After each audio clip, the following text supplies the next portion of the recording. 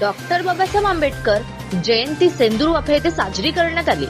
त्यानिमित्ताने संगीतमय प्रबोधन कव्वालीचा कार्यक्रम घेण्यात आला। बाबासाहेब आंबेडकर यांच्या जीवनावर कव्वालीच्या माध्यमातून संगीतमय कार्यक्रम घेण्यात आला। फैजान ताज ज्यांनी संगीतमय कार्यक्रमाबद्दल सांगितले की डॉक्टर बाबासाहेब आंबेडकर यांनी जो मंत्र दिला, संघर्ष करा, जो नारा दिला तो अंमलात आणला पाहिजे आणि जे सर्व नागरिकांना वोट देण्याचा अधिकार दिला, सर्व ओबीसींना सुद्धा भारतीय राज्यघटनेतून अधिकार बहाल केले असे मत व्यक्त केले। कार्यक्रम यशस्वी करण्याकरिता अध्यक्ष रूपचंद टेंभुर्णे, उपाध्यक्ष मुरलीधर बोदेले, सचिव शैलेश शहारे, पुरुषोत्तम राऊत, प्रकाश राऊत, दीपक तरजुले, कैलास शिंपी व इतर कार्यकर्त्यांनी कार्यक्रम यशस्वी करण्याकरिता खूप मेहनत घेतली।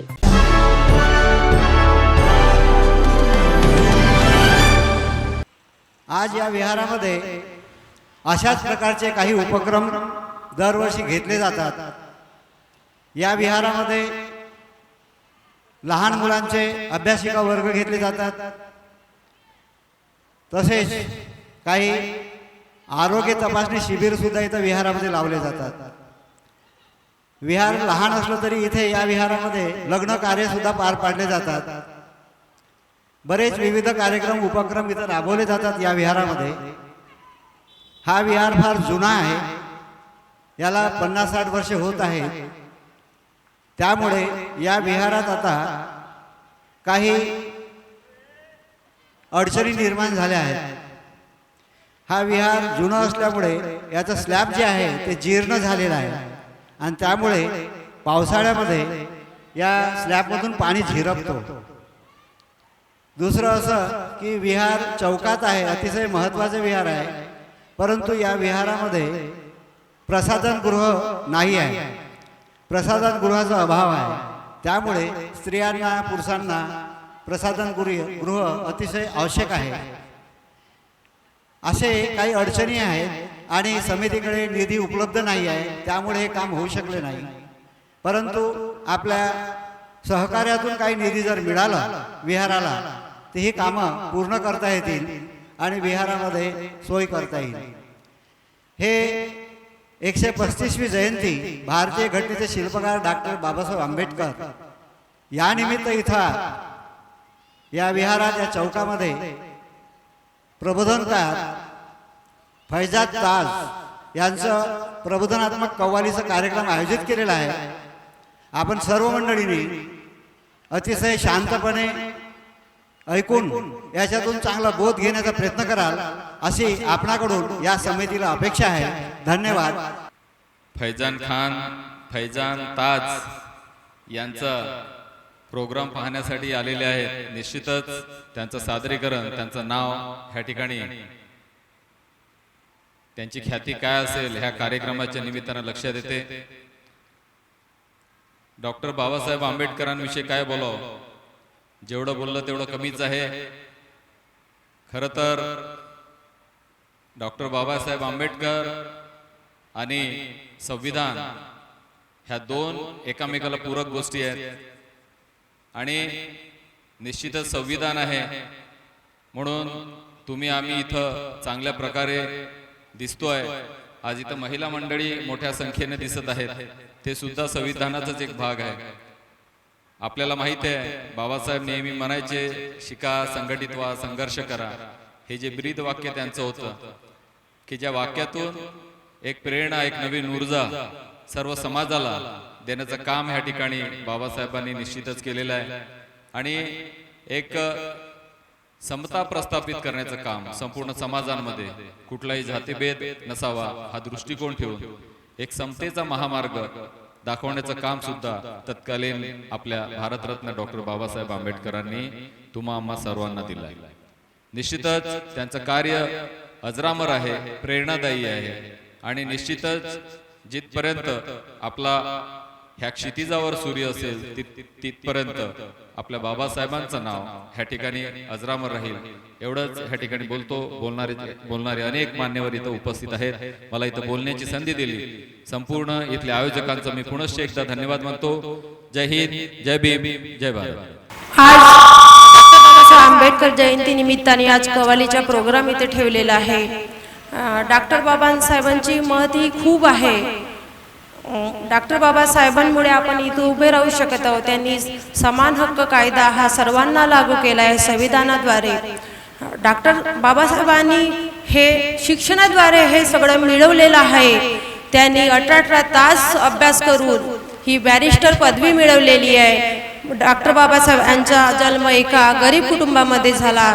त्यांच्या वडिलांचे नाव रामजी पाटील आणि आईचे नाव भीमावती होते. ते मध्य प्रदेशातील मऊ ह्या गावी यांचा जन्म झाला आणि त्यांनी जगाला संदेश दिला की शिका, संघटित व्हा आणि संघर्ष करा. ह्या जर नियमाने आपण गेलो तर नक्कीच सक्सेस होऊ. शिक्षण सुद्धा महत्त्वाचे आणि शिक्षणामुळे आपण संघटना निर्माण करतो, म्हणजे ग्रुप निर्माण करतो आणि त्या पद्धतीने आपण हे जगाशी किंवा समाजाशी संघर्ष करू शकतो. त्याच्यामुळे शिक्षण सुद्धा महत्त्वाचे आणि शिक्षण हे वाघिणीचे दूध आहे असे म्हणणारे आपले डॉक्टर बाबासाहेब आंबेडकरच होते. आणि गोरगरीब दीनदलितांना न्याय मिळवण्याचे काम सुद्धा हे डॉक्टर बाबासाहेबांनीच केलेले आहे. आणि आजच्या सगळ्यांना कव्वाली जयंतीच्या निमित्ताने खूप खूप शुभेच्छा आणि छान प्रत्येकाने या कव्वालीचा आनंद घ्या. एवढेच 2 शब्द बोलते. जय हिंद, जय भारत, जय भीम. आजचा कार्यक्रम हा आपल्या बाबासाहेबांच्या स्मृती त्यांच्या जयंतीनिमित्त, त्यांच्या जन्मदिनानिमित्त आजचा हा प्रबोधनात्मक कार्यक्रम ठेवलेला आहे. आपण सगळ्या वक्त्यांच्या वक्तव्यातून ऐकत असतो की बाबासाहेबांनी काय केलेलं आहे आपल्यासाठी, ह्या विश्वासाठी, ह्या जगासाठी काय केलेलं आहे. त्यांचा इतिहास हा ऐकून सर्वांना माहिती झालेलाच आहे. आज आपण जगत आहोत, आपल्याला जगण्याचा मार्ग त्यांनी दिलेला आहे. आज ज्या संविधानाच्या माध्यमातून आपण जगतो, आपल्याला जगण्याचा एक व्यवस्थित मार्ग त्यांनी दाखवलेला आहे. त्या मार्गावर आपण चालत आहोत. आजच्या संविधानामुळे आजची जी स्त्री आहे तिला सुद्धा तिचा समान अधिकार या संविधानाने मिळवून दिलेला आहे. आणि असं संविधान लिहिण्याचं कौशल्य हे आपल्या बाबासाहेबांमध्ये होतं. तर त्यांनी तर त्यांचे कामं केलेलेच आहेत. आज वक्ते बोलतात, आपण त्यांचा इतिहास ऐकतो, परंतु ते ऐकण्यापेक्षा आपल्याला समोर काय करायचं आहे त्यावरती आपल्याला लक्ष देणे आहे.